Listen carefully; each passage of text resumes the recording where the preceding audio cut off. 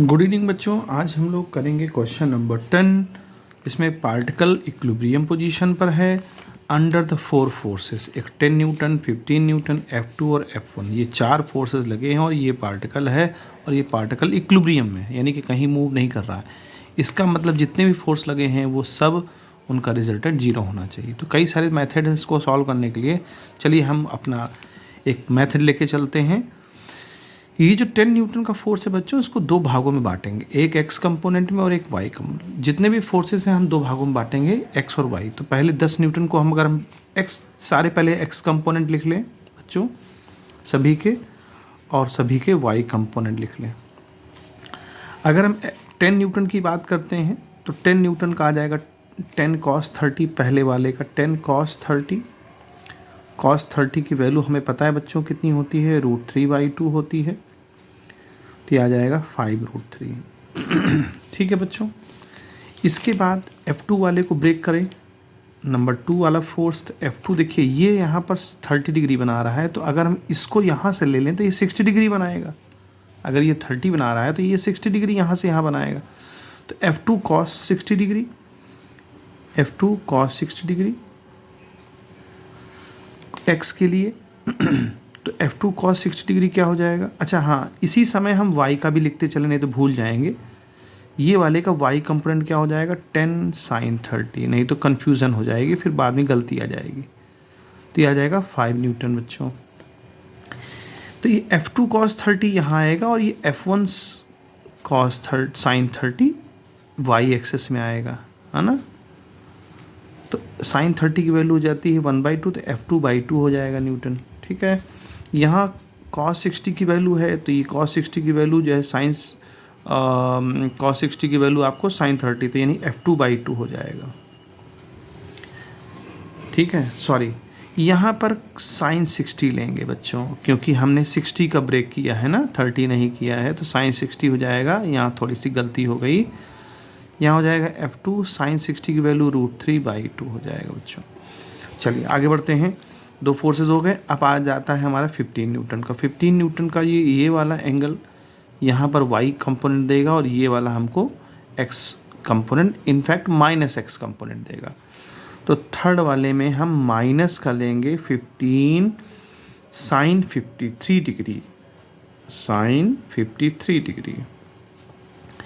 तो बच्चों sin 53 degree हो जाएगा 3/5, तो यह आ जाएगा 5 3 जा 9, माइनस का 9 न्यूटन आ जाएगा। सेम इंस्टेंट पर हम इसका y कंपोनेंट लेंगे तो आ जाएगा 15 cos 53 डिग्री। तो 53 डिग्री का वैल्यू होता है 4/5, तो 5 3 जा 12 न्यूटन आ जाएगा बच्चों। अब अभी एक फोर्स और बचा है F1। तो F1 तो चलिए वर्टिकल है, उसको तो हम बाद में देख लेंगे। अब सारे x कंपोनेंट हम देखें, जो भी x कंपोनेंट है वो सारे जीरो होने चाहिए, क्योंकि भाई देखिए उस पर फोर्स जीरो लग रहा है ना, सभी का जो रिजल्टेंट है फोर्स जीरो लग रहा है। तो x कंपोनेंट को हम जीरो करते हैं। देखिए x कंपोनेंट हमारे यहाँ मिलेगा 5√3 और ये मिलेगा प्लस F2/2 और माइनस का 9 न्यूटन इज इक्वल टू 0। ठीक है बच्चों। अब यहाँ देखिए F2/2 और ये उधर चला जाएगा, प्लस का 9 हो जाएगा और माइनस का 5√3 हो जाएगा। देखो अब यहाँ हम जानते हैं कि 5√3 की वैल्यू होती है 1.732 अप्रॉक्स। तो ये हो जाएगा बच्चों 9 मल्टीप्लाई करेंगे, 5 3 जा 15, है ना, तो 1 आएगा, 5 7 जा 35, 36 हो जाएगा, 3 आएगा, है ना। तो 5 1 जा 5 और 8 पॉइंट। तो ये जो है माइनस होगा, तो 9.9 में से अगर हम इसको माइनस करते हैं बच्चों, तो ये अप्रॉक्स जो है हमारा आ जाएगा 0.35। ठीक है।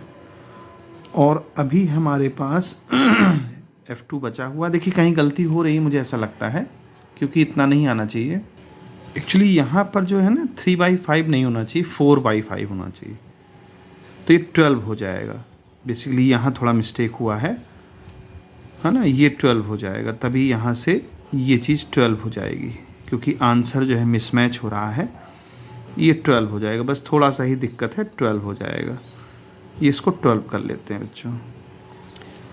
तो अब यहाँ पर जो हमारे पास बचेगा माइनस करने से, वो बच्चों बचेगा f2/2, तो यहाँ रहेगा ही रहेगा, है ना। f2/2 आप रखिए इसको इधर। यहाँ पर बचेगा बच्चों 3.35 f2 की वैल्यू।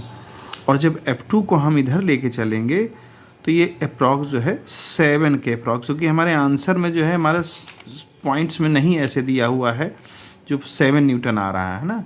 तो ये अप्रॉक्स जो है आएगा 7 से कम, लेकिन इसको हम 7 मान लें क्योंकि आंसर में हमको f2 7 ही दिया हुआ है, नहीं वरना f2 19.4 भी दिया हुआ है।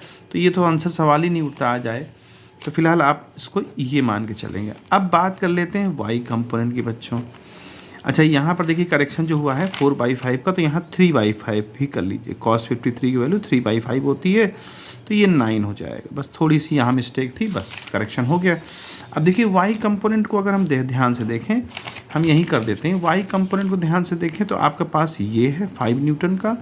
तो y कंपोनेंट को अब देखें, अगर 5 न्यूटन मिलेगा आपको, फिर उसके बाद आपको ये वाला मिला प्लस f2√3/2, और फिर आपको ये मिला 9 न्यूटन। इन सभी का सम 0 होना चाहिए। अच्छा, एक और भी है ना f1, ये माइनस f1, तो यहाँ माइनस f1 भी लिखेंगे क्योंकि y का अपोजिट डायरेक्शन में है f1, इसका रिजल्टेंट 0। ठीक है बच्चों, ये चीज़ है। तो अब 5 न्यूटन तो हमारा ठीक है।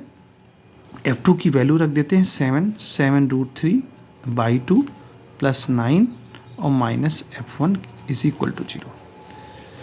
अब यहाँ पर हम देख रहे हैं कि f2 की जो वैल्यू है वो 7√3, देखिए 7√3 का मतलब होता है 1.73, है ना।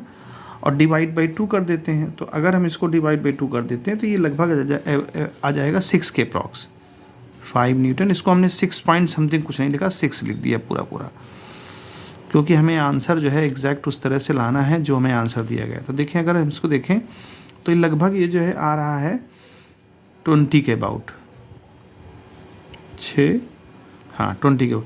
लेकिन आंसर में हमारे 20 के अबाउट नहीं है, क्या है बच्चों 19 पॉइंट समथिंग, क्योंकि हमने क्या किया ना, यहाँ पर √3 को कुछ डेसिमल पॉइंट छोड़ दिए। तो चूँकि हमें आंसर जो है वैसे तो लाना नहीं है, जो आंसर गिवन है ऑप्शन में उस तरह से ढूंढना था। तो अप्रॉक्स 20 न्यूटन आ रहा है, इसका मतलब ये 19.4 वाला सही होगा। तो आपका f2 जो है आपका आ जाएगा f2 7 न्यूटन, ये वाला आंसर सही होगा।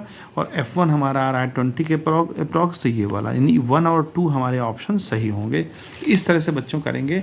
कभी भी अगर बहुत सारे फोर्सेस दिया हो तो उन सबको हम x और y कंपोनेंट ब्रेक कर लेते हैं, और चूँकि वो इक्विलिब्रियम में था तो x कंपोनेंट में जितने भी फोर्स लग रहे हैं वो सब 0 हो जाएंगे, y कंपोनेंट में जितने भी फोर्स लग रहे हैं वो सब 0 हो जाएंगे। और उस तरह से कैलकुलेशन करके हम लोग बच्चों फाइंड कर सकते हैं। यहाँ थोड़ी सी मिस्टेक हो गई थी, उसके लिए मैं माफ़ी चाहता हूँ बच्चों। Good bye.